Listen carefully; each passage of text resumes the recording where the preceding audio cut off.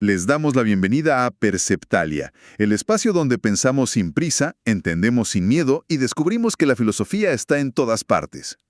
¿Qué tal? Me da muchísimo gusto estar aquí para nuestra exploración a fondo de hoy. Al contrario, el gusto es mío. Y pues para arrancar, imagínense esto, quienes nos escuchan.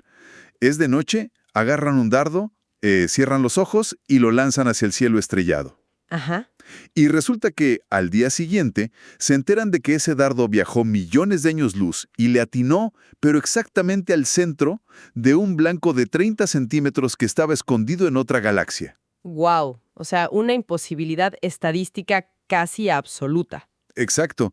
Ante algo así, dirían que fue mera suerte o que el juego estaba arreglado desde el principio. Pues hoy vamos a ver por qué los astrofísicos se enfrentan a un dilema idéntico, o sea, igualito al observar nuestro universo. Y es una imagen que captura perfectamente la magnitud de los materiales que tenemos para hoy, porque vamos a sumergirnos en uno de los debates más antiguos y, digamos, profundos de la historia humana. Sí, el choque entre la visión de un creador divino y el naturalismo puro. Totalmente. Y lo fascinante es que las fuentes que analizaremos hoy no se quedan solo en la teología, ¿sabes? Nos llevan por un viaje bastante salvaje. Empezaremos con la física del cosmos, luego pasaremos a cuestionar si podemos siquiera confiar en nuestros propios cerebros. Que eso está interesantísimo. Sí, y luego chocaremos con los límites de nuestro lenguaje, para terminar viendo cómo todo esto afecta a la sociedad en la que vivimos todos los días. Y a ver, antes de entrar de lleno, quiero dejar algo súper claro. El objetivo de esta exploración no es convencer a nadie de nada. No estamos aquí para defender el teísmo ni para aplaudir el ateísmo. Claro, no se trata de tomar partido. Exacto. La misión es puramente intelectual. Queremos desmenuzar el genio, la lógica y, pues sí, las contradicciones de cada postura. Porque, más allá de lo que cada quien crea en su fuero interno, estos argumentos son obras maestras del pensamiento humano. Vamos a analizarlos con total imparcialidad. Y esa es la actitud correcta, ¿no? La filosofía no se trata de confirmar nuestros sesgos, sino de atrevernos a ponerlos a prueba. Y, pues para entender nuestro lugar en todo esto, las fuentes nos sugieren empezar mirando hacia afuera. Hacia las reglas físicas. Sí, las reglas que sostienen la realidad. Aquí nos topamos con el concepto del ajuste fino, o el famoso fine-tuning del universo. Durante mucho tiempo, pensábamos en el cosmos como un lugar súper caótico, lleno de explosiones aleatorias. Y colisiones violentas por todos lados. Exactamente. Pero cuando la física moderna empezó a medir las fuerzas fundamentales, se encontró con una precisión que, de verdad, da vértigo. Y vamos por partes con esto del ajuste fino, porque los números que vienen en los textos, híjole, la verdad son una locura. Básicamente el argumento dice que las leyes de la física, como la gravedad o el electromagnetismo, parecen estar calibradas en unos rangos pero tan estrechos, que si giraras la perilla, digamos 1 milímetro, la vida sería imposible. Tal cual. Y tomemos el ejemplo que dan de la entropía inicial del universo. A ver, En términos sencillos, la entropía aquí se refiere al grado de orden o desorden que existía en la chispa misma del Big Bang, el acomodo de toda la materia y la energía. ¿ok? Pues resulta que el físico Roger Penrose calculó la precisión requerida para que el universo tuviera el nivel de orden necesario para formar galaxias, estrellas y, bueno, eventualmente a nosotros. La probabilidad de que ese orden ocurriera por mero azar está ajustada a una parte en 10 elevado a la 123. A ver, detengámonos ahí, porque, o sea, el cerebro humano simplemente no está diseñado para procesar un número así. Un 10 elevado a la 123 es un 1 seguido de 123 ceros. Es incomprensible. Para ponerlo en perspectiva, hay muchísimos más ceros en ese número que átomos en todo el universo observable. Es una improbabilidad tan absurda que rompe las matemáticas cotidianas. Es nuestro dardo galáctico. Exacto. Y las notas mencionan también a Stephen Hawking, que señalaba algo igual de impactante. ¿Qué decía él? Tan solo un segundo después del Big Bang hubiera sido diferente por una parte en 100.000 millones de millones, el universo entero habría colapsado sobre sí mismo. Órale. O bien, se habría expandido tan rápido que jamás se habrían formado las estrellas. O sea, nada, solo un vacío oscuro. Y es justo esa precisión microscopa milímetro la que alimenta el argumento teísta, ¿verdad? Porque ante un nivel de calibración tan bárbaro, pues la intuición te empuja a pensar que esto no es un accidente cósmico, sino ingeniería pura. Sí, que alguien o algo ajustó los diales con un propósito. Claro. Sin embargo, el naturalismo científico no se queda de brazos cruzados ante estos datos. Los físicos proponen una alternativa que seguramente has escuchado: la hipótesis del multiverso, que a menudo se apoya en modelos matemáticos como la teoría de cuerdas. Ah, claro. La famosísima idea de que nuestro universo no es el único. Correcto. La premisa del multiverso es que nuestro universo es solo, digamos, una burbuja en un océano hirviente de infinitos universos. Y en cada uno de esos universos, las leyes de la física se configuraron de manera totalmente aleatoria. O sea, si lanzas infinitos dardos hacia infinitos tableros en la oscuridad, Estadísticamente, uno de esos dardos tiene que atinar en el centro perfecto. Nosotros simplemente somos el resultado de esa estadística inevitable. ya veo. Y a esto se le suma el principio antrópico. Básicamente dice que es obvio que nos encontremos en el universo ganador, porque de lo contrario, pues no estaríamos aquí para observarlo y hacernos estas preguntas. Fíjate que el principio antrópico me parece brillante, porque evidencia nuestro sesgo de supervivencia, ¿no? Sí, nos baja de la nube. Pero a ver, espérame, aquí es donde no cuadra algo y necesito hacer un poco de abogado del diablo. Adelante. Me estás diciendo que la respuesta de cierto sector de la ciencia ante la idea de un creador invisible e incomprobable es inventar una máquina generadora de infinitos universos que también son invisibles e incomprobables. Es un excelente punto. Porque las mismas fuentes señalan que postular el multiverso requiere, para muchos críticos, la misma cantidad de fe que postular a un diseñador, porque pues no hay forma de observar esos otros universos empíricamente. Totalmente. Es una crítica sumamente válida y es, de hecho, el corazón del debate actual en la cosmología. Los físicos te dirán que el multiverso no es un invento desesperado, sino que surge de manera natural de las ecuaciones de la mecánica cuántica. Ok, tiene una base teórica. Sí, pero tienes razón en que empuja a la ciencia al límite absoluto de lo que es comprobable. Y esa frustración, o sea, esta imposibilidad de observar la verdad última allá afuera en las estrellas, nos obliga a dar un giro radical en nuestra exploración de hoy.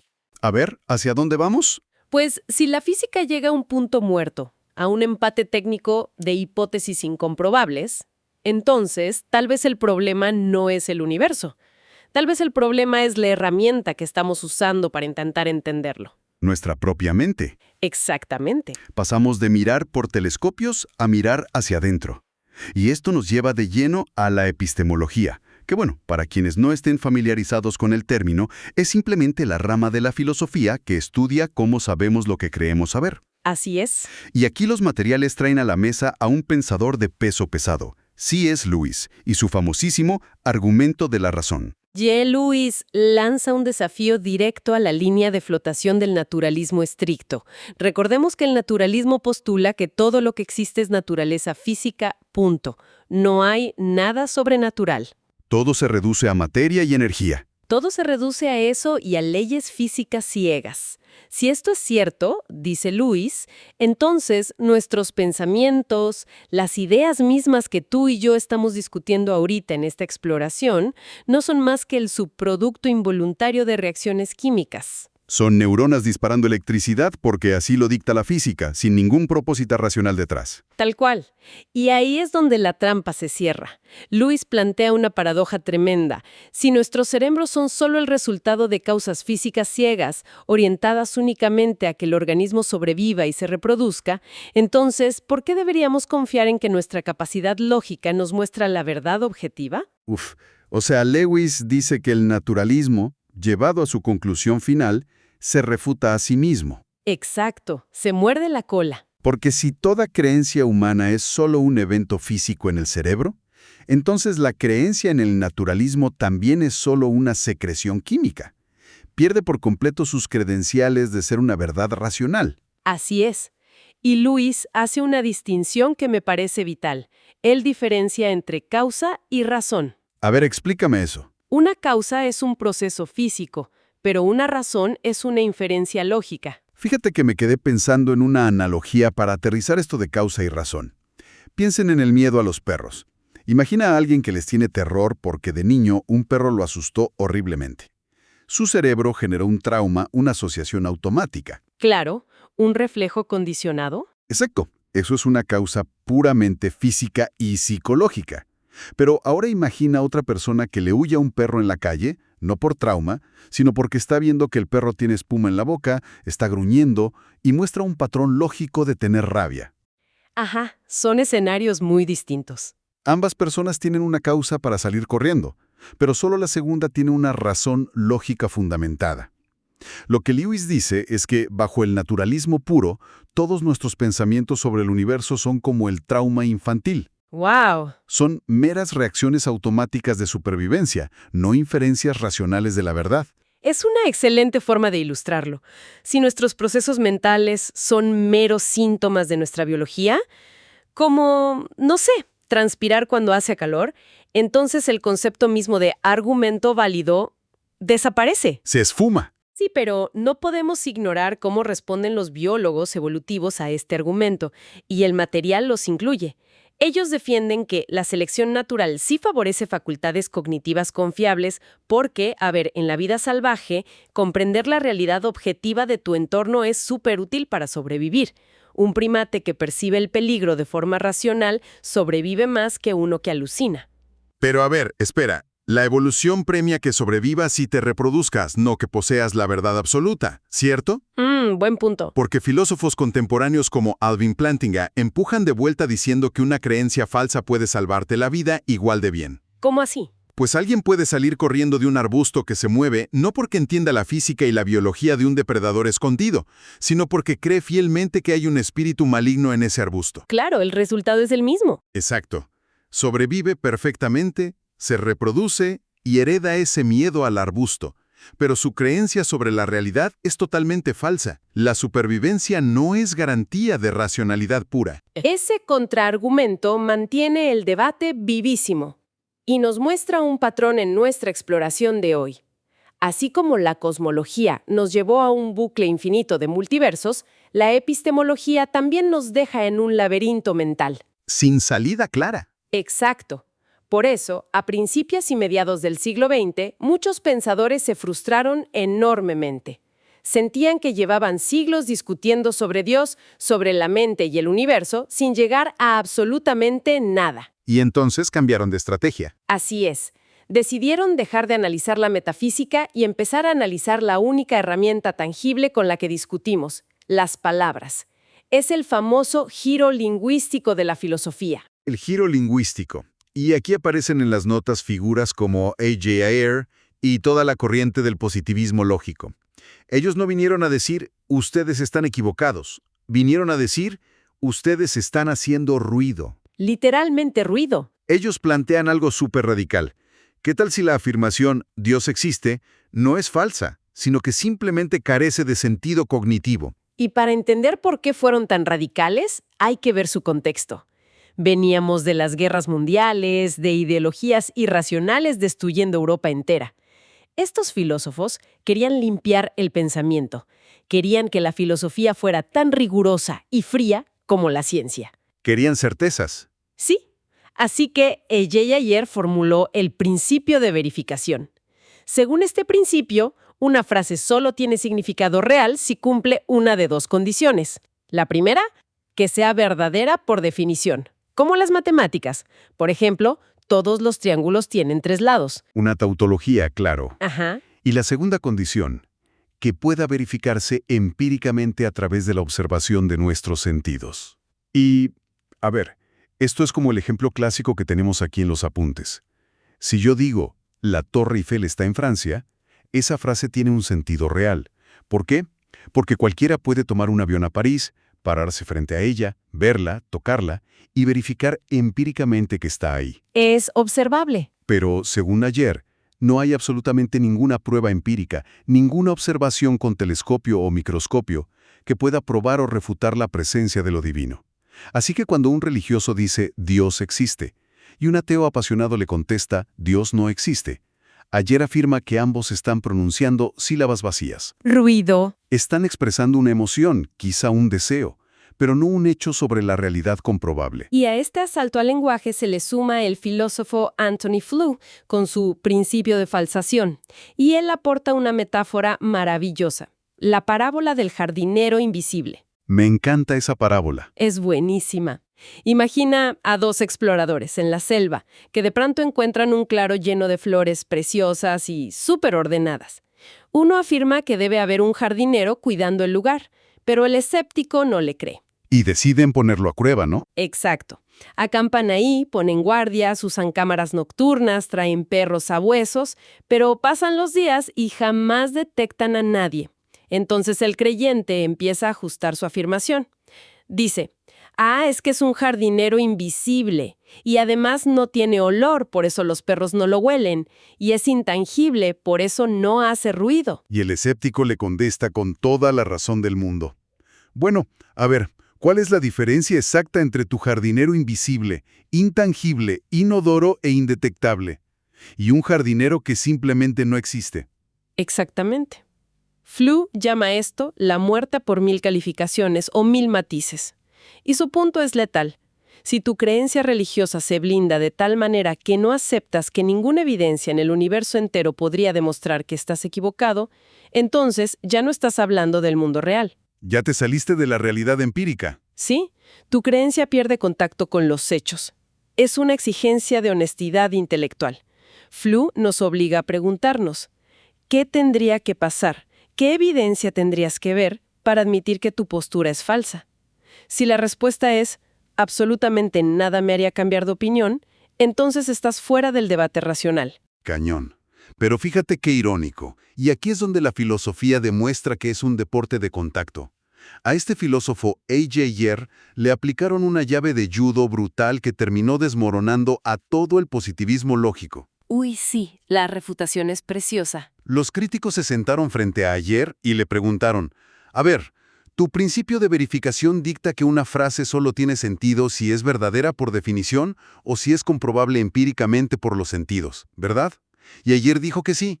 Y le preguntaron, ¿y esa misma regla tuya se puede verificar empíricamente con los sentidos? ¿Y pues no? Pues no. Le preguntaron, ¿y es verdadera solo por definición matemática? Tampoco. Exacto. El principio colapsa bajo su propio peso. Al aplicarle sus propias reglas, el principio de verificación de Ayer resulta ser una frase sin sentido. Es una paradoja bellísima. ¿Lo es? Demuestra los límites de querer reducir toda la experiencia humana a observaciones de laboratorio. Además, los textos mencionan una salida muy ingeniosa por parte de la teología frente a todo esto, propuesta por John Hick. Es la idea de la verificación escatológica. Ah, sí. Esa idea a mí me voló la cabeza. Hick acepta el reto empírico de los positivistas, pero con un giro temporal. Así es.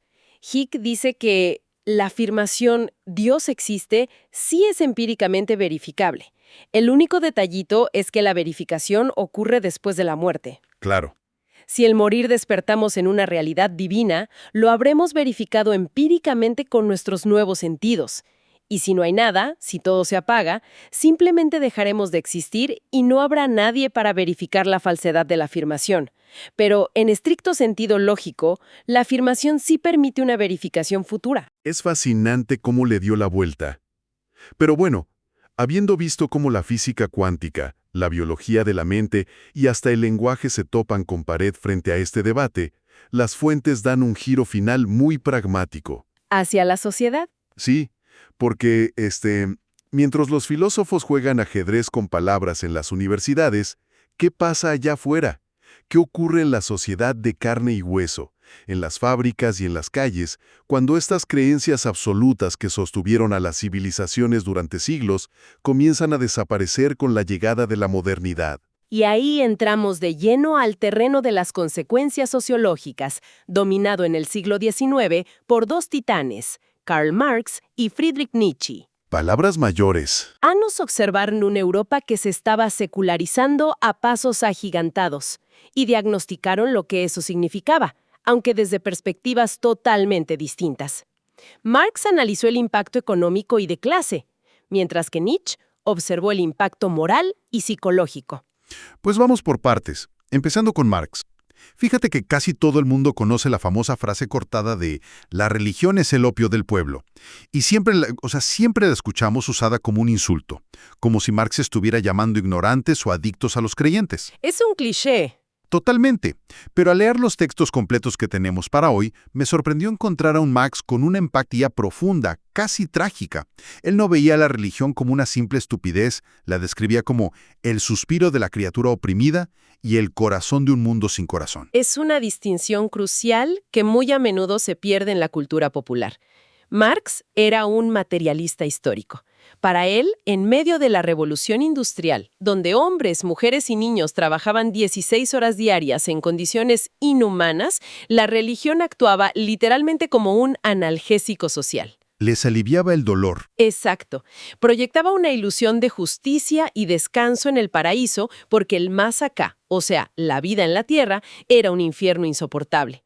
Marx no odiaba a la persona religiosa, odiaba al sistema capitalista de la época que obligaba al ser humano a necesitar ese opio para no volverse loco de desesperación. Claro, su argumento era que, si lográbamos construir una sociedad verdaderamente justa y equitativa, la necesidad de esa ilusión divina simplemente se disolvería, como un paciente que deja los analgésicos cuando sana su herida. Es una visión totalmente anclada en lo material y social. Y luego, en la otra esquina, tenemos a Friedrich Nietzsche, el hombre que pronunció quizás la frase más malentendida de toda la historia. Dios ha muerto. Definitivamente malentendida. Y es que muchos la interpretan como si Nietzsche estuviera descorchando champaña, celebrando la victoria del ateísmo sobre la fe y cantando victoria por todo lo alto. Y la realidad es completamente opuesta. A ver, cuéntanos cómo es en realidad. Cuando Nietzsche escribe esto en su obra En la Gaya Ciencia, lo hace a través de la figura de un loco que corre por la plaza del mercado a plena luz del día con una linterna, gritándole a una multitud de ateos indiferentes que acaban de cometer un asesinato cósmico. O sea, los ateos de la plaza se burlan de él. Exacto. Nietzsche no estaba celebrando para nada. Estaba lanzando una advertencia aterradora. Estaba anunciando el colapso de los valores de Occidente. Él, a diferencia de los ateos de su época, se dio cuenta de algo crítico. No puedes quitar los cimientos de un edificio y esperar que los pisos de arriba se queden flotando en el aire mágicamente. Es imposible. Y, ¿saben? Eso que decía Nietzsche suena lejano del siglo XIX, pero mírenlo en algo tan simple como nuestra moralidad moderna actual. Hoy en día, la sociedad secular sigue creyendo apasionadamente en los derechos humanos universales, en la compasión, en la dignidad innata del individuo y en que todos somos iguales. Así es. Pero, filosóficamente hablando, le hemos quitado la base teológica, esa idea de que fuimos creados a imagen y semejanza, que era lo que sostenía esos conceptos en primer lugar. Y ese es exactamente el diagnóstico de Nietzsche.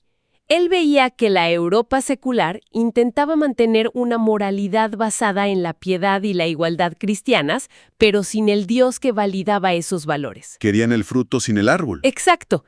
Y él advertía que, tarde o temprano, la sociedad se daría cuenta de que, si no hay un ancla moral objetiva en el universo, esos valores son simples ficciones, convenciones temporales inventadas por primates evolucionados. Y esto nos precipita hacia el nihilismo. El vacío absoluto. El abismo de la falta de sentido. Si la vida no tiene un guión escrito por un autor divino, el riesgo de caer en una apatía total y desesperada es altísimo. Y para evitar esa apatía, para no convertirnos en lo que él llamaba el último hombre, Ajá, sí, el último hombre. Que es este individuo mediocre que solo busca comodidad, evitar el dolor a toda costa y distraerse con entretenimiento vacío. Pues Nietzsche propuso una solución radical, que honestamente me parece intimidante. Propuso la figura del Übermensch, el superhombre, o, si prefieres, la metahumanidad. Su solución es que, ante el vacío inmenso que deja la muerte de los valores absolutos, el ser humano tiene que asumir una responsabilidad casi divina. ¿Tiene que ser su propio Dios? Digamos que tiene que superar su pasividad y convertirse en el creador de sus propios valores. Significa afirmar la vida en su totalidad, abrazando el dolor, el caos y el sufrimiento, pero no como un castigo, sino como el cincel y la piedra que son necesarios para esculpir su propia grandeza. ¡Wow! ¿Es cambiar el consuelo de una verdad heredada por la carga monumental de la libertad absoluta? Es un peso existencial enorme, la verdad. ¿Y qué viaje acabamos de hacer hoy? Empezamos en los confines del cosmos, viendo cómo las matemáticas del Big Bang y el ajuste fino hacían sospechar a los físicos sobre una mente maestra detrás del telón, hasta que, bueno, chocaron con la idea de infinitos multiversos. Sí, y luego la mirada se volcó hacia adentro, con C.S. Lewis cuestionando si la evolución ciega podría siquiera permitirnos tener este debate racionalmente. De ahí vimos cómo el positivismo lógico intentó, sin éxito, descalificar el debate entero analizándolo bajo el microscopio del lenguaje. Con A.J. Ayer y su proque trampa. Exacto. Y finalmente regresamos a la Tierra con Marx y Nietzsche, quienes nos obligaron a ver la herida social y psicológica que queda con las certezas absolutas se desvanecen. Ha sido un recorrido denso, pero increíblemente revelador. Y me gustaría dejar una idea resonando antes de irnos, pensando en todo lo que vimos hoy. La física, la biología de la mente, la angustia existencial. Si el ser humano es el único ser conocido en toda la inmensidad del espacio capaz de angustiarse por el significado del cosmos, capaz de formular las ecuaciones de su propio origen y debatir sobre la existencia de un creador, ¿no sugiere esto que, más allá de ser un accidente aleatorio o un peón en un diseño rígido, somos nosotros la forma en que el universo mismo ha despertado, abriendo los ojos para pensarse, admirarse y cuestionarse a sí mismo? Es una síntesis hermosa. Es una perspectiva que nos reconcilia con el misterio, recordándonos que la mente que pregunta y el universo que es cuestionado son, al final del día, parte de un mismo tejido asombroso. Me voy muy inspirada de la plática de hoy. Yo también. Y bueno, esto fue Perceptalia, el lugar donde pensar se vuelve un acto de libertad. Si algo de hoy invitó a la reflexión, compartan esta exploración a fondo y acompáñenos en la próxima conversación.